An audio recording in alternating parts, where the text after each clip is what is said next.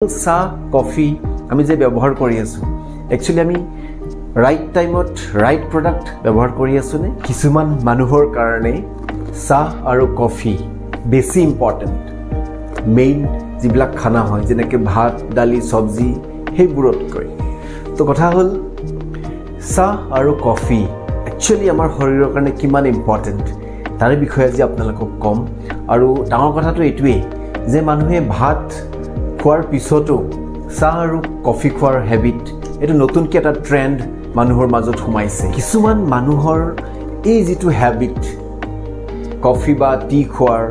after মিল actually নেথাকে কিন্তু কথা হল লগ সংগৰ লগত যেতিয়া মানুহে চলে বা কেতিয়াবা যেতিয়া মানুহে হোটেলত গৈ থাকে তেতিয়া কি হয় এই ৰাতিপুৱা উঠি কিনে কফি খোৱা বা চাহ খোৱা আফটাৰ ডিনাৰ কফি খোৱা বা চাহ খোৱা ফ্ৰেন্ড সাৰ্কেলছৰ লগত যদি আপুনি দুপৰীয়া লাঞ্চ কৰে তাৰ পিছত চাহ খোৱা কফি খোৱা এই হেবিট বিলাক মানুহৰ মাজত আহি পৰে আৰু কিছুমান মানুহে এনেকৈ ভাবে যে চাহ আৰু কফি যদি আমি আফটাৰ মিল যদি আমি নেখাওঁ তেনে হলে আমাৰ যেটো ডাইজেশন প্ৰসেস সেই প্ৰসেসত কি জানি কিবা প্ৰবলেম আহিব তো হেনুকা বিভিন্ন ধৰণৰ কথা মানুহে ভাবি কিনে চাহ আৰু কফি আফটাৰ মিল সেৱন কৰি আছে তো কথা হল এই চাহ আৰু কফি যে মানুহে যে ব্যৱহাৰ কৰি আছে খাই আছে আমাৰ শৰীৰৰ কাৰণে কিমান ইম্পৰ্টেন্ট বা কিমান ভাল এই ধৰণৰ যদি আমি হেবিট আমি যদি বনাই লওঁ বা আমাৰ যদি আছে তো তাৰে বিষয়ে আজি মই ভিডিঅ'টোত আপোনালোকৰ মাজত আনিম গুড এফেক্ট বেড এফেক্ট গোটেইখিনি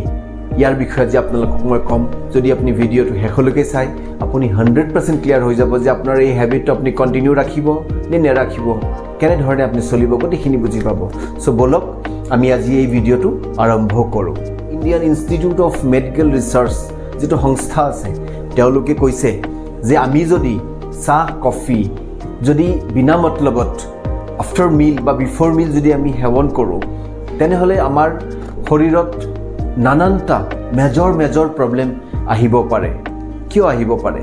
কাৰণ আমি যে কফি খাওঁ এক কাপ